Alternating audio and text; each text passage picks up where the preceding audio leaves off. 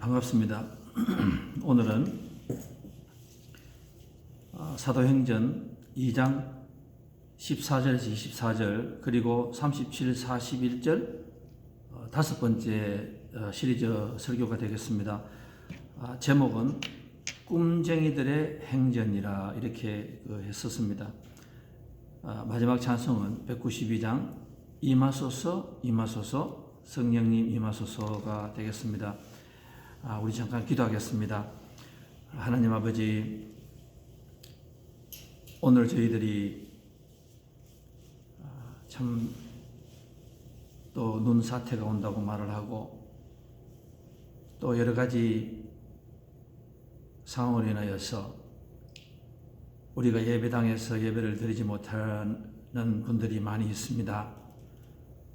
하나님 아버지, 우리가 이렇게 집에서 또 있다가 보면은 마음도 위축이 되고 또 저희들의 영혼도 위축이 되고 또 마치 갇혀있는 사람처럼 느낄 때가 참 많이 있습니다. 오늘 저희들이 또 이 소수가 모여서 기도를 드리고 예배를 드리지만은 오늘 제목이 꿈쟁이들의 행전이라고 말을 하고 있습니다. 지금 상태에서는 꿈이라고 말하기가 너무나 부끄럽고 안타깝고 꿈하고는 정반대로 세상에 돌아갈 때가 참 많이 있습니다. 하지만 하나님께서 때를 맞추셔서 지금 오늘 사도행전 2장 우리 교회의 시초를 또 이렇게 보게 하셔서 하나님 아버지 감사를 드립니다.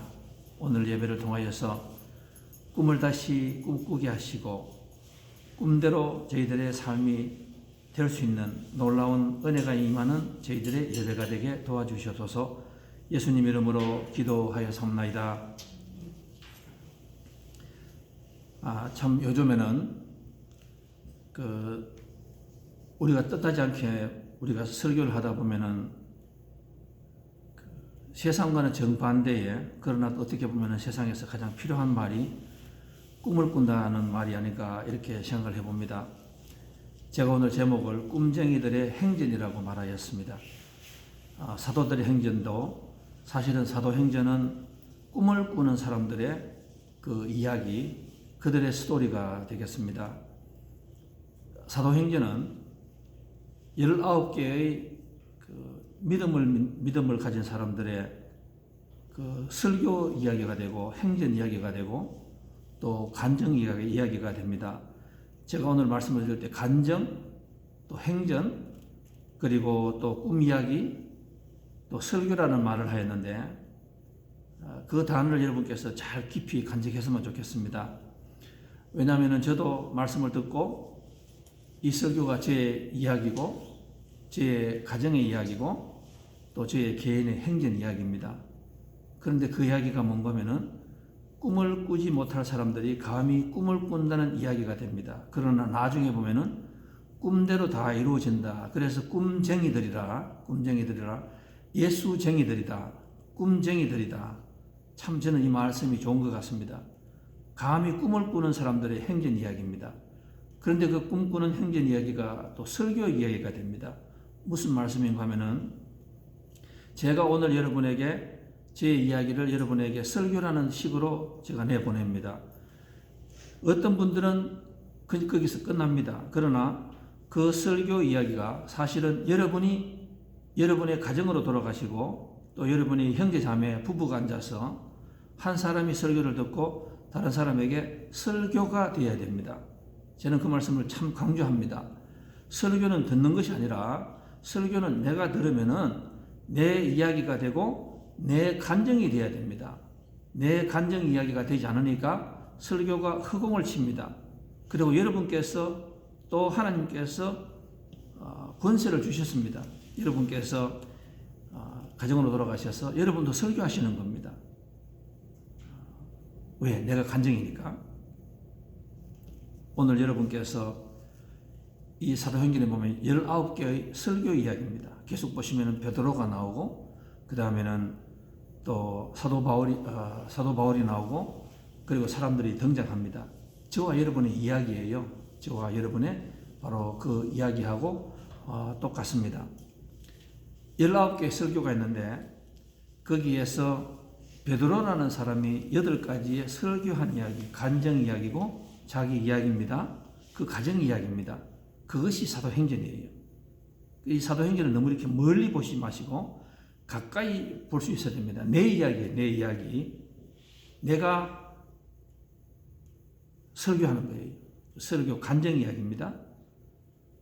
베드로 이야기가 8가지입니다. 오늘 첫 번째, 베드로의 첫 번째 설교 간증 행전 이야기가 오늘 그 사도행전 2장 14절에서 24절, 37, 41절이 되겠습니다. 이 설교를 준비를 하다가 지난 한 주에 한 2, 3주를 거쳐서 오늘 말씀을 이렇게 묵상을 하다가 한국하고 미국에서 나온 이야기들이 있습니다. 얼마 전에 그런 말을 해대요. 비행기가 여러분 추락하면은 블랙박스가 필요합니다. 그 블랙박스를 찾는다. 한국에 또 전 세계에서 지난 몇 년 동안에 그 비행기가 추락했는데 그 블랙박스를 아직도 찾고 있다. 그 블랙박스를 봐야 됩니다. 도대체 무슨 일이 일어났는가? 무슨 일이 났는가? 알게 됩니다. 제가 그 기사를 읽다가 한국의 어느 신문 기자가 그렇게 써놨네요. 요즘에 그 교회를 보면은 도대체 저 교회 안에서 무슨 일이 일어나고 있습니까? 교회가 세상에 그 희망과 소망이 되고 세상을 걱정해야 되는데 요즘에는 세상이 교회를 걱정한다. 교회가 이 질병의 근원지가 되고 세상의 모든 문제의 근원지가 된다. 그래서 어느 기자가 그렇게 써놨습니다. 그 신문 기자는 그렇게 써놨대요. 소위 말하시는 기독교 형제자매 여러분, 도대체 여러분은 그 십자가 뒤에서 무엇을 하고 있습니까? 무엇을 하기 때문에 우리가 여러분을 걱정을 해야 됩니까? 세상이 여러분을 걱정해야 됩니까? 여러분 지난주에 미국에서 가장 전통적인 잡지 크리스찬 투데이에서 참 제가 미국 가서 40년이 돼가는데 그 카바 스토리에서 처음으로 저 가슴을 이렇게 덜컹하게 만들었습니다. 거기에 그렇게 써놨습니다. What on earth what's going on behind that cross? 도대체 지금 이 미국이 여러 가지 이렇게 시끄러운데 거기에서 그 당신들은 교회에서 도대체 무슨 말 합니까? What on earth? 도대체 무슨 일이 일어나고 있는데 세상을 이렇게 지금 뒤죽박죽으로 만들고 있습니까? 내가 알고 있는 그 기자가 그렇게 써놨대요. 나는 어릴 때에 내가 잠깐 교회를 제가 다녔는데 그하고는 너무 다릅니다. 너무 다릅니다. 지금 교회가 무슨 일을 하고 있습니까? 그 블랙박스를 알고 싶은 거예요. 그러면 제가 이 설교를 오늘 저와 여러분에게 이렇게 질문해 보겠습니다. 여러분은 도대체 여러분 그 가정에서 식탁에서 무슨 일이 일어나기 때문에 이런 문제가 일어나고 있습니까? 지금 한국에서 청와대와 백악관에서 도대체 그 직무실에서 무슨 일이 일어나고 있기 때문에 나라가 이렇게 시끄럽습니까? 도대체 우리 자녀에게 무슨 일이 일어나고 있기 때문에 이런 일이 일어나고 있습니까? 도대체. 저는 그 말씀이 참 가슴에 와닿아요. 저도 이렇게 목회를 하면서 자녀를 키웁니다. 도대체 저 가정에서 저 사람에게는 무슨 일이 일어나기 때문에 교회를 10년, 20년 다녔는데 조금도 변화가 없습니까? 그 대화가 자꾸만 세상으로 돌아갑니까? 도대체 저 가정에서 무슨 일이 일어나고 있습니까? 또 이 말은 좋은 말도 있습니다. 교회를 다녔는데 저 사람들이 변하고 있습니다. 모두가 변하고 있는 것 같아요. 언어가 변합니다. 눈길이 다릅니다. 모든 것이 달라졌습니다. 우리가 이렇게 질문하고 있습니다. 도대체 제 집에 무슨 일이 일어나고 있습니까?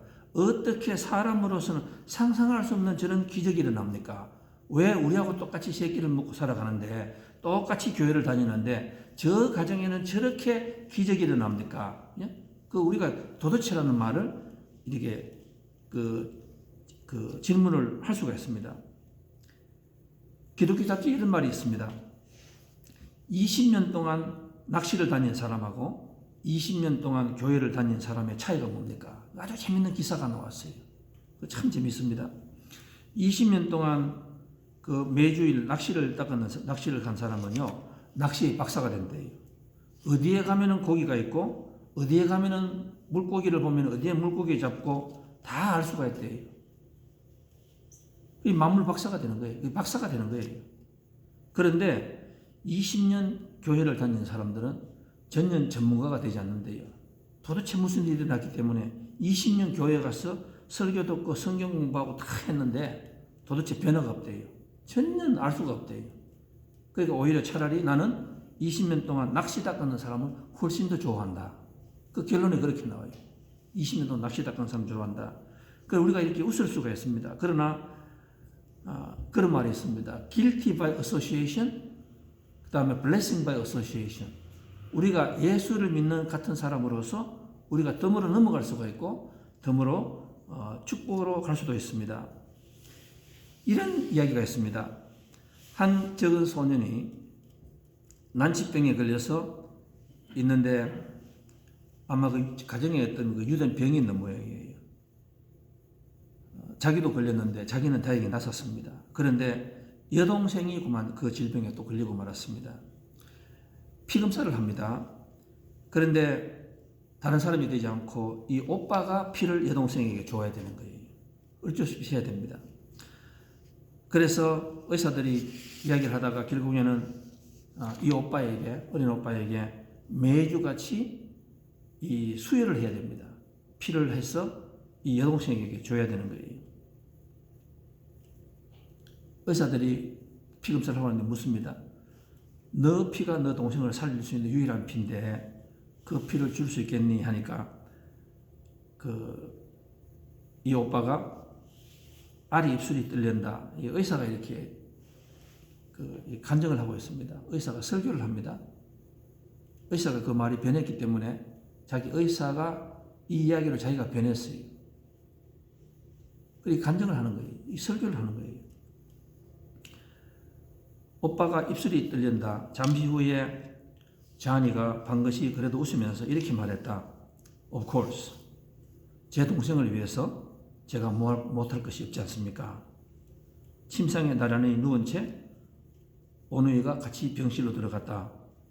오빠는 튼튼하고 건강했지만 동생은 여유없고 숨조차 잘 하지 못한다. 한참 있다가 이 간호사가 팔에 주사를 꽂고 혈액이 튜브를 타고 동생의 몸으로 흘러들어서 가자 오빠 자니의 그 미소가 찾아들었다. 1시간이 지나고 이 헌혈이 과정이 끝이 날 때에 그 방은 조용하기만 했다. 그때에 오빠가 조용하게 의사에게 이렇게 말을 했다. 선생님, 저는 이제 언제 죽나요? 의사가 깜짝 놀랐습니다. 왜 죽는다는 말을 누가 했느냐고 이렇게 하니까 그 오빠가 이렇게 말합니다. 예수님도 피를 주시면 죽지 않습니까? 예수님도 피를 하면은 보혈을 하면 죽지 않습니까? 그 의사가 그때 그만 자기가 숨이 막히더래요. 그러면 너는 너가 죽는 것을 알고 동생에게 피를 주었구나. 예? 그리고 그 간증의 끝에 이렇게 나옵니다. 그 오빠가 그 다음날 같이 가족들이 교회로 행하였다. 여러분, 이 어린 소년, 이 가정 우리가 생각을 하면은 참 그 어려운 가운데서도 우리가 축복받았다는 말을 할 수가 있는 거예요. 왜 그렇습니까? 이렇게 물을 수가 있습니다. 도대체 그 가정에서는 어떤 예배를 드렸기 때문에 이런 기적이 일어납니까? 이런 사랑이 일어납니까? 그 피를 준 오빠도 변했겠지만은 그 피를 받은 여동생도 변한 거예요. 왜? 오빠가 죽는 것을 알면서 나에게 피를 준 거예요. 그냥 피를 준 것이 아니라. 그리고 그 자녀를 그렇게 키운 그 아버지 엄마는 우리와 똑같이 예배를 가는데 그들은 도대체 예배를 가서 무엇을 배웠길래, 뭐런 다른 설교를 들었길래 이 하나님 말씀을 그대로 들을 수가 있었을까? 기적이 일어나는 거예요. 또 이런 이야기가 있습니다. 제가 좀 이런 이야기를 드는 것은 사도행전 2장은 자문하면 우리가 또 근성으로 들을 수가 있어요. 너무너무 유명한 이야기이기 때문에 사람들이, 제가 목사를 하면서 그런 것 같아요. 너무 이 사도행전 이야기를 너무 많이 해요. 그런데 doesn't mean anything. 제가 볼 때는 전년 행전도 아니고 전년 설교도 아니고 전년 간증도 아니고 그냥 지나가는 이야기가 되고 말하는 거예요. 그래서 제가 또 이야기를 합니다. 어느 아이가 집으로 돌아왔습니다. 그 엄마가 이렇게 보니까 어린아이인데, 국민학생인데, 그 이야기 보면 국민학교 몇 학년인지는 이야기 안 나오고 있습니다. 아이가 집에 왔는데, 이게 말이 다르더래요. 이 모습이 다르더래요. 얼굴 표정이 다르더랍니다. 그래서 엄마가 조금 궁금했습니다. 엄마가, 너 교회에서 뭐를 배웠니? 도대체 뭘 배웠니? 근데 좋은 뜻이에요. 오늘은 애가 달라요. 그래서 이래 있으니까 아이가 이렇게 엄마한테 오더니만은 엄마 피곤하지 이렇게 말하더래요. 엄마 피곤하지. 엄마 수고한다고 감사한다고 그런 말 하더래요. 그래서 엄마가 조금 이상했습니다. 아니 야가 이런 일은 없었는데, 그러니까 아이가 와서 엄마 피곤해? 하면서 엄마 코에다가 이렇게 바람을 불어였습니다. 이렇게 후 바람을 불어였는 거예요. 그래서 엄마가 귀엽기도 하지만 놀랐습니다. 그래서 이게 뭐냐고 이렇게 말하니까, 엄마 오늘 우리 교회에서 전도사님이 말씀을 하시는데 하나님께서 우리 사람들에게 특별히 만드셨대. 특별히 만드셨대. 우리는 특별한 사람이래. 하나님께서 루하, 하나님께서 호흡을 불어넣으셨대. 어느 짐승에도 불어넣지 않는데 사람에게는 호흡을 불어넣으셨대. 그래서 우리는 in his image, 하나님의 이미지를 닮았대. 아이가 변한 거예요. 그 엄마가 가슴을 쳤대요. 하나님 감사합니다. 하나님 감사합니다. 그 아이는 크면서 힘들고 어렵고 외로울 때 항상 자기를 특별하게 여기는 거예요. 무엇입니까? 하나님께서 나의 코에다가 하나님의 입김을 불어넣는 거예요. 격려의 말씀을 드리는 거예요. 우리가 에스겔서 37장 저와 여러분이 기가 닳도록 우리가 들었는 설교 아닙니까? 마른 뼈가 있었습니다. 어떻게 보면 오늘 저와 여러분이 살아가는 것이 마른 뼈예요. 제가 여러분을 보면 마른 뼈같이 보여요. 저도 그래요. 제가 제 자녀를 보면 마른 뼈처럼 보입니다. 두렵고 떨리고 세상을 어떻게 살아가려고 바동바동 하는데 세상이 마음대로 됩니까? 여러 가지 제약이 있지 않습니까? 다 우리가 두려운 마른 뼈래요. 그런데 거기에다가 하나님께서 성령의 바람을 잡아넣었습니다. 그러니까 막 생기가 돌아요. 막 생기가 돌아서 그 아이가 그걸 배우는 거예요.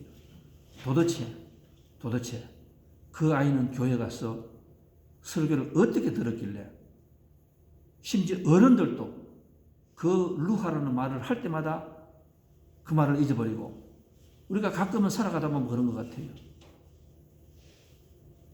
제가 그런 말씀을 죄송한데 참 짐승만큼 못하게 우리가 살아가는 사람이 우리가 사실 있지 않습니까?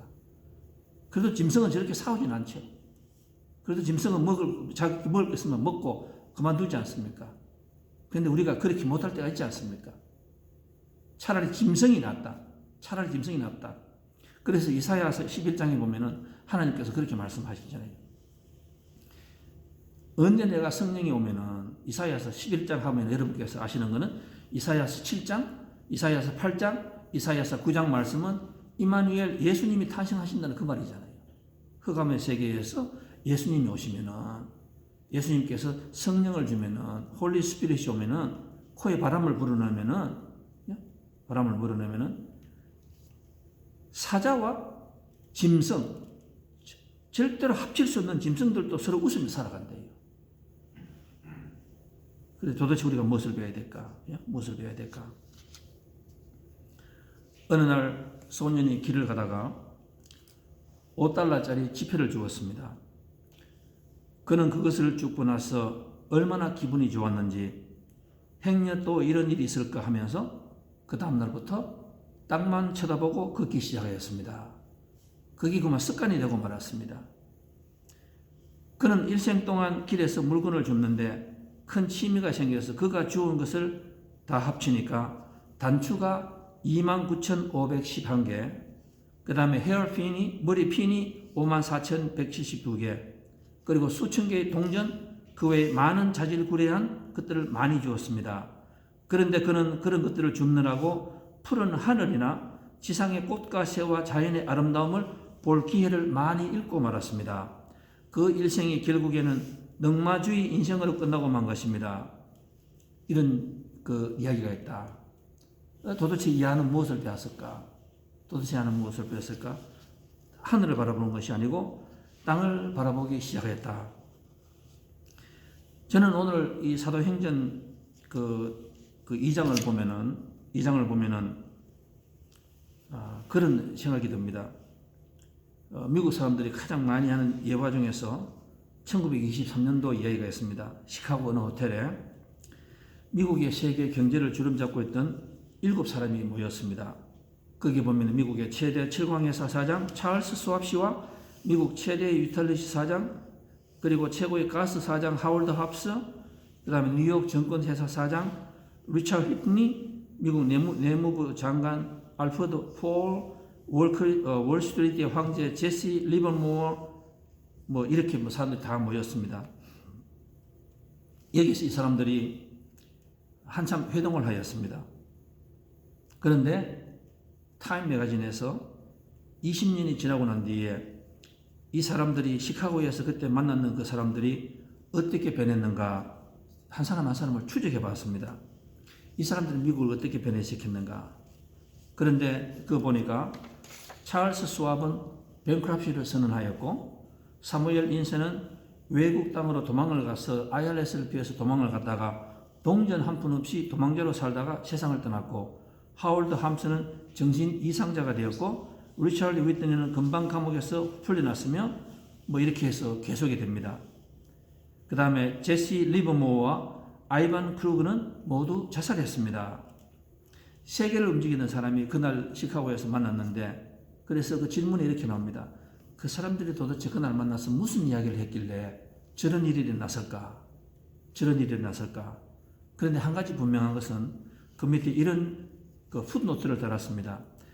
그 사람들이 어떻게 세계를 바꾸고 미국을 바꿀 수가 있었을까? 왜냐하면은 그 사람들은 자기 인생에서 돌아오는 한 치 앞도 내다볼 수 없는 그 인간들이 만나서 무슨 자기 세상을 바꾸고 미국을 바꾼다 이야기할까?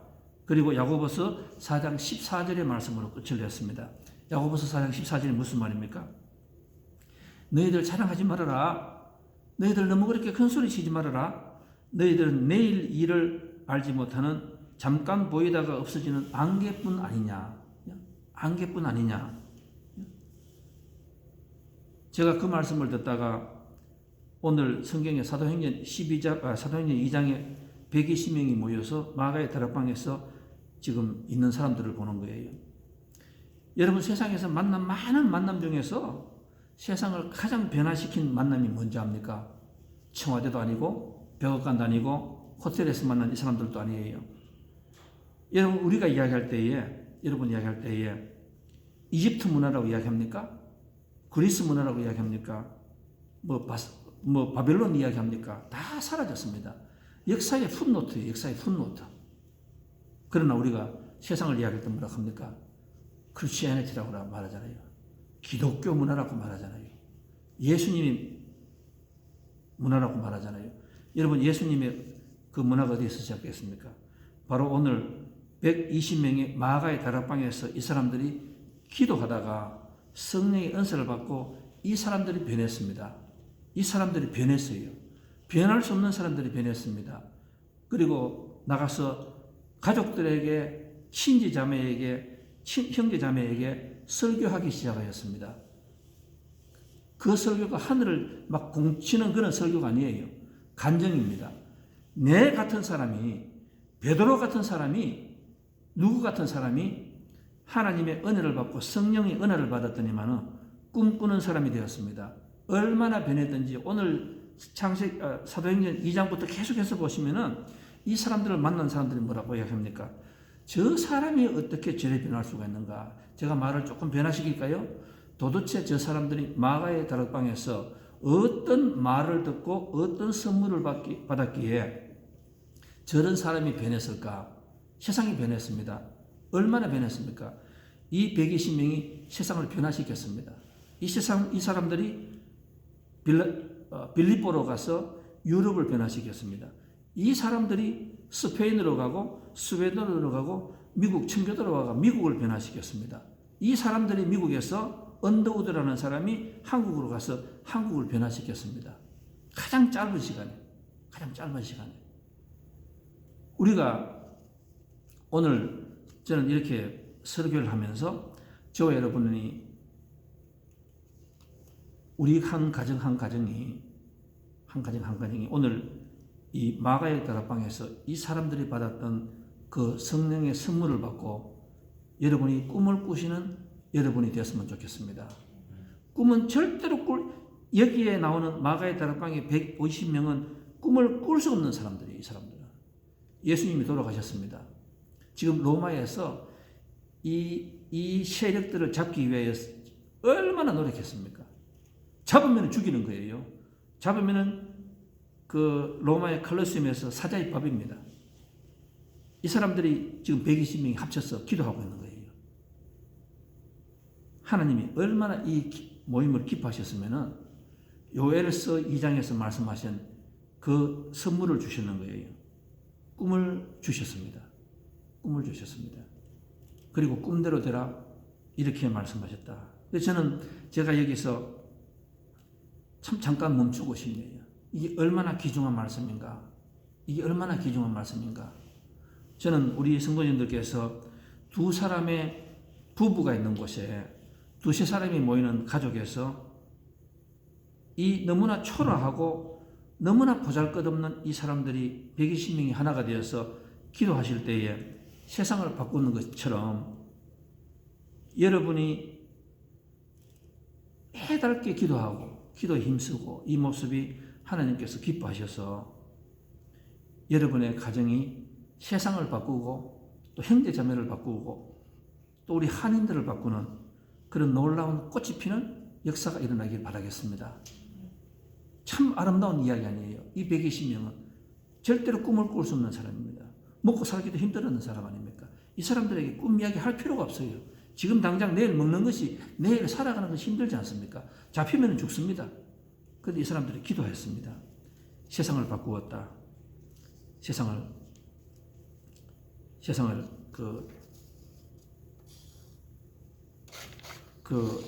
바꾸고 말았다.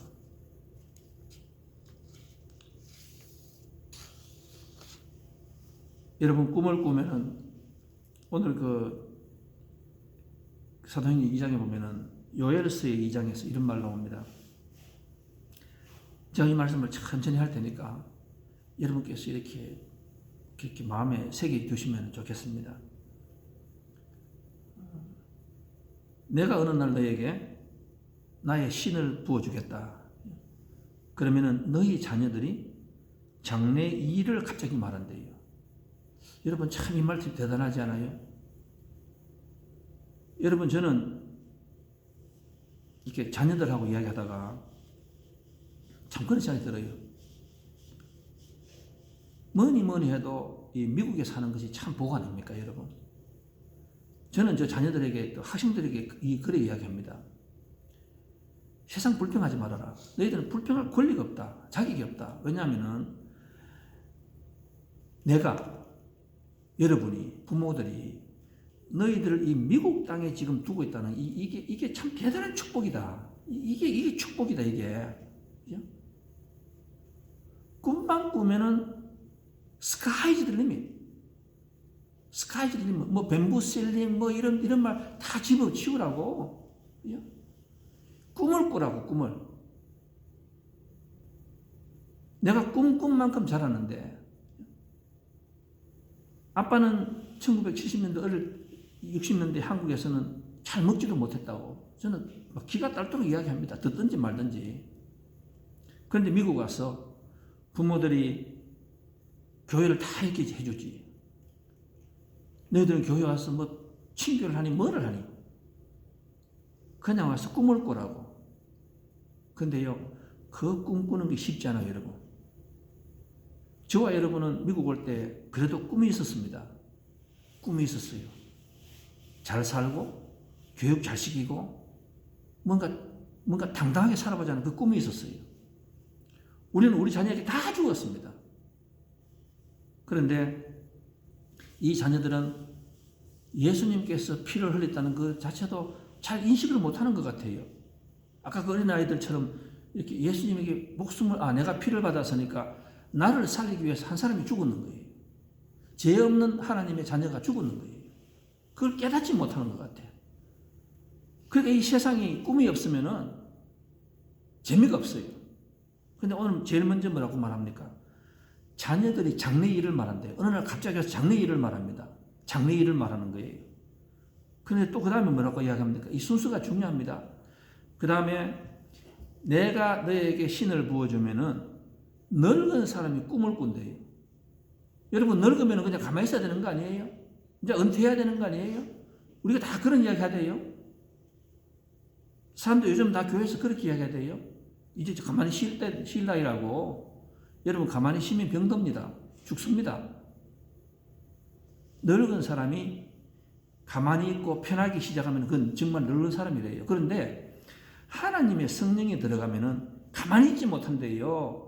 여러분, 교회 가셔가지고 늙은이 많다는 말 하지 마세요. 그거는 그 교회가 성령이 없기 때문에 그런 거예요. 그 사람들은 자기 간증할 것이 없어. 그 사람들은 누구한테가 설교를 할 것이 없어. 왜? 나만 잘 살았으니까. 그런데 이건 저 이야기 하는 거 아니에요. 여기 보니까 늙은 사람이 꿈을 꾼대요, 꿈을. 늙은 사람이 꿈을 꾼다. 그 다음에 또 있습니다. 세 번째가 뭡니까? 젊은이가 이상을 이야기한대요, 이상. 젊은 사람이요, 이상을 이야기한다. 여러분, 제가 쉽게 이야기할까요? 무슨 말인가 하면은 성령이 있고, 가정이 변하고, 사업체가 변하고, 교회가 변하고, 기적이 일어나기 시작해서는 내 마음에 뭔가부터 감동이 오기 시작하는 말씀이에요. 막 감동하는 거예요. 여러분, 감동하는 사람은 가만히 못 있습니다. 여러분, 가정에 돌아가셔서 자녀를 보시고, 또 남편을 보시고, 아내를 보시고 한번 보세요. 저녁에 집으로 옵니다. 집으로 일하고 옵니다. 자녀가 오고, 남편이 오고, 자녀가 다 돌아오지 않습니까? 목사는 교회 성도들을 봅니다. 여러분, 그 가정에서 목사는 전번주에 얼마나 매상이 있었다? 그 다음에 뭐 이런 이야기 보는 거 아니에요? 뭐를 봅니까? 저 사람이 가슴에 어떤 꿈이 있느냐, 이상이 있느냐, 저는 그걸 바라보는 거예요. 왜냐하면 성령께서는 그걸 주시거든. 성령의 반대가 엉터리 영 아닙니까? 악령 아닙니까? 근데 그거는 세상에 거 자꾸 채워져요. 그리고 자꾸 굶주리게 한다고 말씀하거든. 허기지게 만든다. 그런데 성령이 있으면 꿈이 있는 거예요. 성도님에게 묻습니다. 어땠습니까? 요즘 힘드시죠? 이렇게 말합니다. 그러면은 꿈을 이야기해요. 목사님, 제가 뭐를 더 해야 되는데. 여러분, 꿈이 있으면 피곤한 걸 몰라요. 그거는 철칙입니다.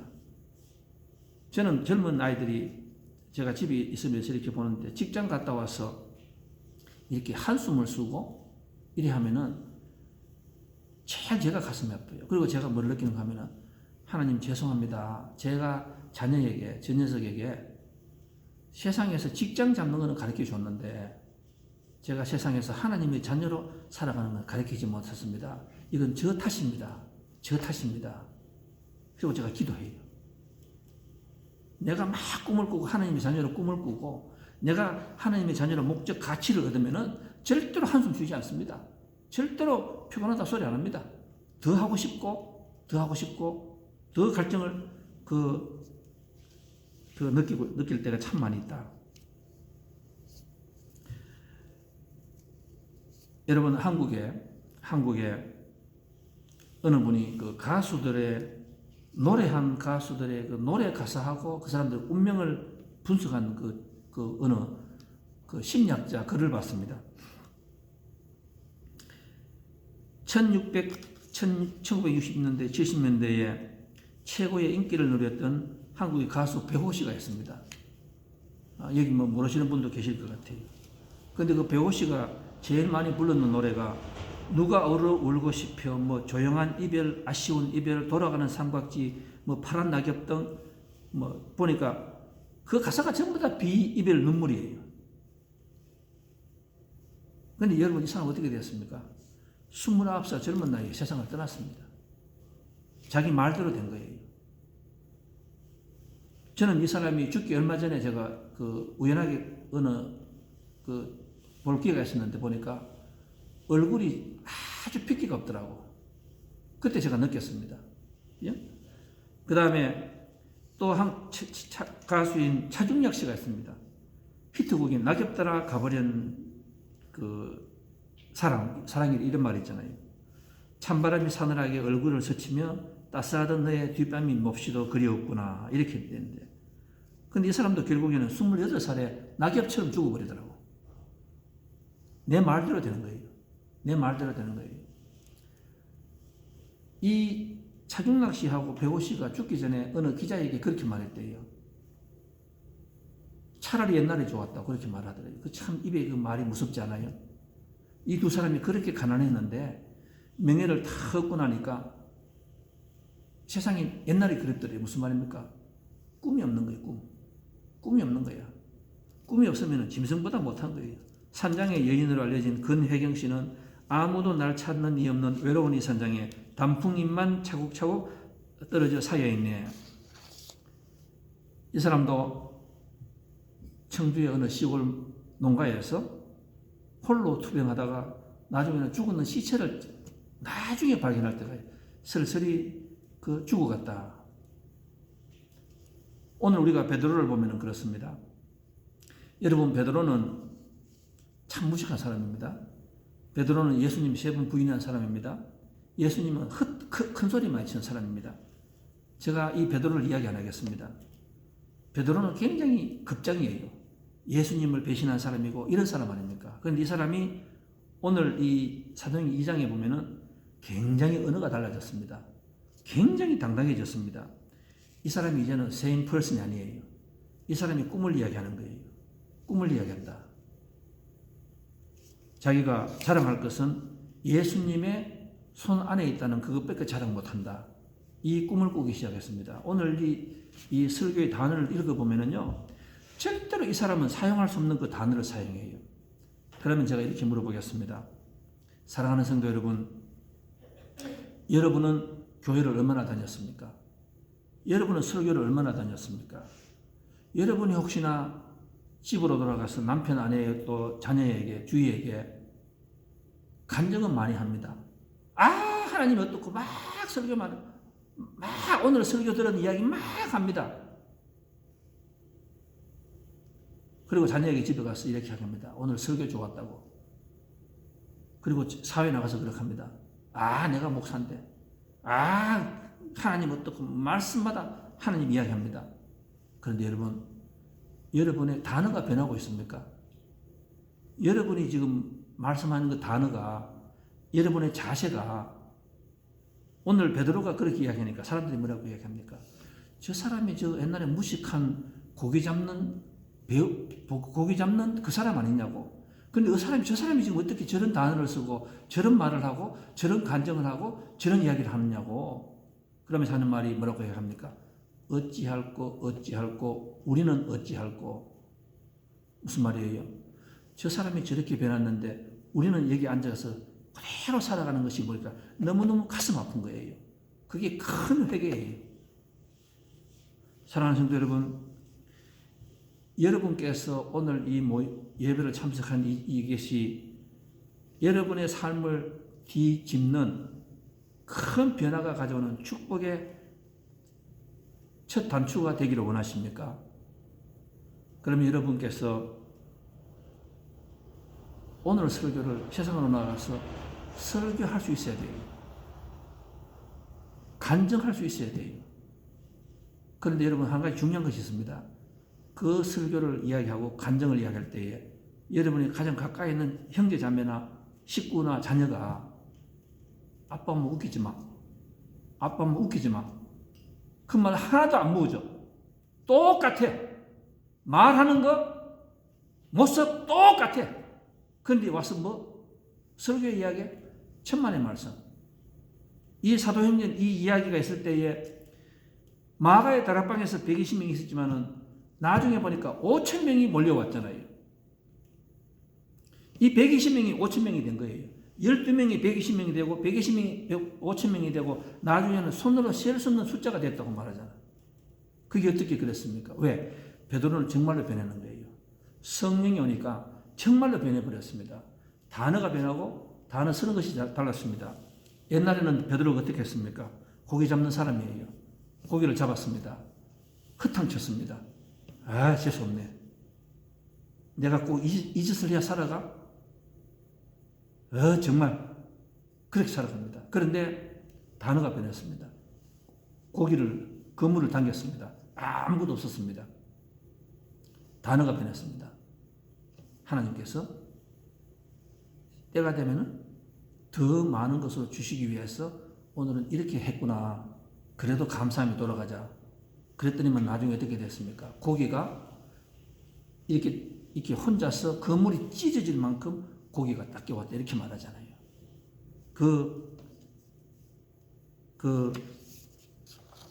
베드로가 변했다. 제가 말씀을 마치겠습니다. 저는 오늘 목사의 설교가 목적이 있다고 저는 그렇게 생각합니다. 저는 성경을 읽을 때에 제가 원하는 것이 있습니다. 제가 오늘 여러분에게 설교를 전하면서 제가 하나의 소망이 있습니다.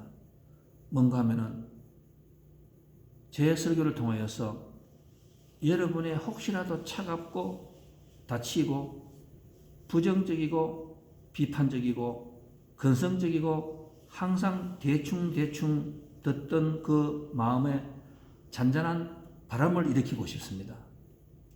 잔잔한 바람을 일으키고 싶어요.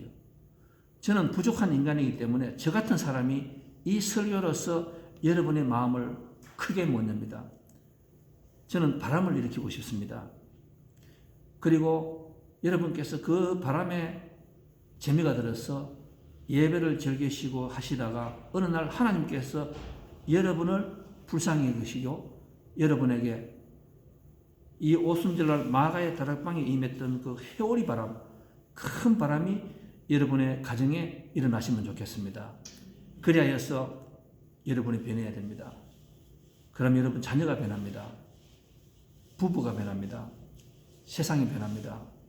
그러면은 그때에 하나님께서 이 성령의 바람은 반드시 그냥 돌아가는 것이 아닙니다. 나중에 보니까 우리가 상상도 못했던 그 모든 문제가 바람과 함께 내 가정에 찾아옵니다. 오늘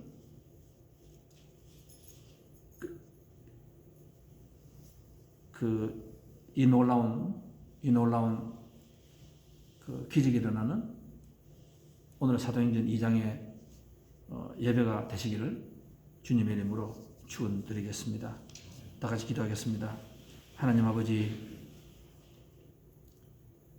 오늘 우리가 예배를 드렸습니다. 소수가 예배를 드렸습니다. 우리가 돌아갑니다. 우리의 자녀가 우리를 기다리고 있고 우리의 부부가 또 우리 형제 자매, 우리 많은 만나는 사람들이 우리를 또 기다리고 있습니다. 하나님 아버지, 우리가 오늘 설교를 듣고 왔다는 것을 그들이 알고 있습니다. 하나님 아버지, 그들의 입에서 도대체 저 사람이 오늘 어떤 설교를 듣고 어떤 예배를 드렸기 때문에 저렇게 변했을까? 어찌할꼬 왜 저 사람은 저렇게 변했는데 나는 이렇게 변치 못할까? 가슴치고 회개하고 탄식하고 통곡할 수 있는 그런 바람을 일으키는 우리의 예배가 되게 도와주시옵소서. 그냥 왔다가 그냥 돌아가는 우리의 예배가 되지 않게 도와주시옵소서. 하나님 아버지, 세상에서 가장 역사적으로 귀중한 모임이 이 보잘것없는 이 120명의 마가의 다락방이었습니다. 왜 하나님께서는 그 당시에 궁전에서 또 연구실에서 호텔에서 일어난 그 모임은 일절 언급하지 아니하시고 너무나 초라한 이 사람들의 모임을 하나님께서 이렇게 말씀하시고 하필이면 그곳에 성령께서 찾아오셨을까? 하나님 아버지, 우리에게 성령이 임하게 하시옵소서, 변하게 하시옵소서. 우리 그 진정한 마음을 주님께서 기뻐 받으시는 오늘 예배가 되게 도와주시옵소서. 예수님 이름으로 기도하여 삼나이다. 아멘.